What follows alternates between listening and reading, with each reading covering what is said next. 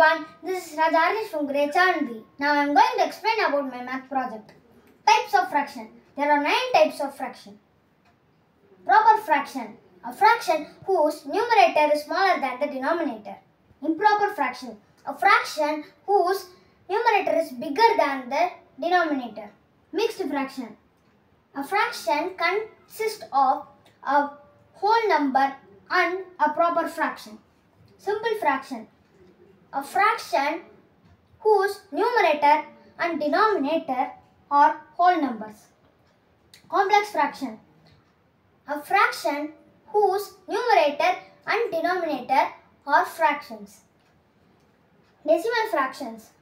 A fraction whose denominator is 10 into n. n belongs to natural number.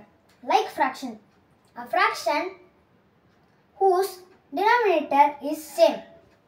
Unlike fraction, a fraction whose denominator is not same. Equivalent fraction.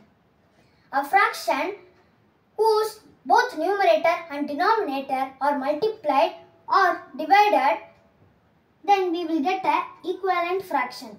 Thank you all.